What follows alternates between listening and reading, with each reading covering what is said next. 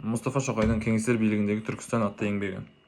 Бұл еңбекті жазған Мұстафа Шоқайдың өзі 1890-1941 жылдары өмір сүрген тұлға. Мұстафа Шоқай өзінің алаш қозғалысының көш басшысы болған, публицист, Түркістан автономиясының жетекшісі болған, эмиграциялық күрескер болған.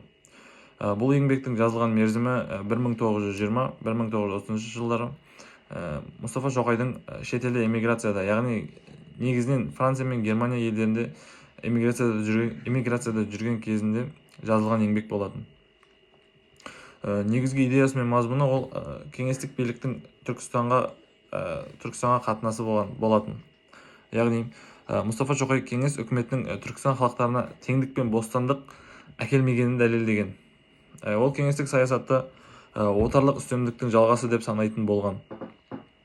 Кеңес билігі жергілікті халықты діни және мәдени құқығын шектеп, ресейлік үстемдікті күшейтті. Жалған ұрандар мен шындықтың айырмашылығы.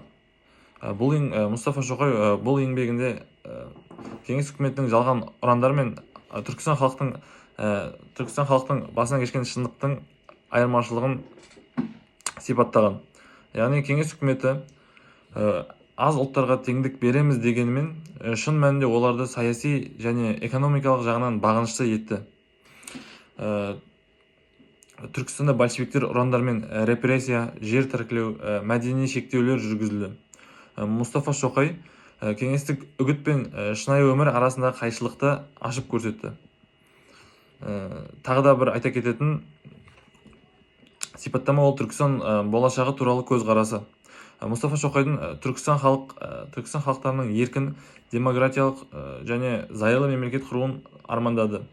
Ол ұлттық бірлік, тәуелсіздік, білім мен мәдениеттің дамуы басты мақсат болуы тиіс деді. Кеңестік жүйеде түркі халықтарына орын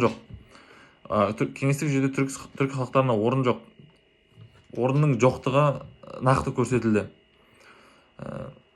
Бұл еңбектің негізгі әсері кеңестер билігіндегі Түркістан Мұстафа Шоқайдың орталық езгіге қарсы азаттық үшін күрес жолындағы идеялық қару десе де болады. Еңбектің тарихи саяси құны жоғары, өйткені ол кеңес үкіметінің шын бет-бейнесін ашып берген сирек дәлелдердің бірі. Бүгінде бұл еңбек қазақ зиялыларының азаттық ұмтылысын, тәуелсіздікке сеніммен айқын көрсетеді. Бұл баяндаманы қорытындылай келе, Мұстафа Шоқайдың бұл еңбегі тек кеңес билігін сынау ғана емес, Түркістан халықтарының болашағына деген үміт пен сенімнің көрінісі. Ол ұлттық тәуелсіздік, мәдени дербестік, әділеттік қоғам идеясын ұстанып, бар ғұмырын күреске арнаған тұлға. Кеңестер билігіндегі Түркістан еңбегі бүгін тәуелсіз Қазақстан үшін тарихи мұра, азаттық рухани негізі.